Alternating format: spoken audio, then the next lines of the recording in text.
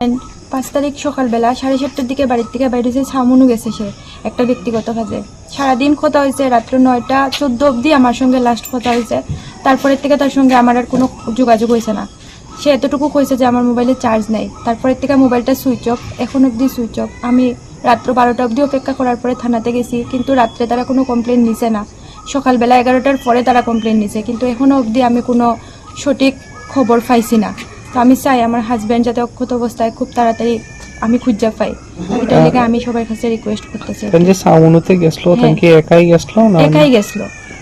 আর তাই একাই গেছলো। কি নাম তাই? অভিজিৎ পাল, ত্রিপুরা পুলিশেই চাকরি করে। কোন জায়গাতে আছেন এখন? এখন কৈলাসহর এসডিপি অফিসে পোস্টিং। আপনার নাম কি? আমার নাম ঋতুপর্ণা পাল। আপনার ছেলে মেয়ে আছে? একটা মেয়ে আছে 7 বছর। এখন কি চান? এখন কি চাই বলতে কি, আমি তো আজকে 3 দিন হয়েছে কোনো খবর নাই। আমি চাই যত তাড়াতাড়ি সম্ভব তারে খুঁজিয়ে বাইর করা হোক, যাতে সে সুস্থ অবস্থায় আমার কাছে আবার ফিরে আয়।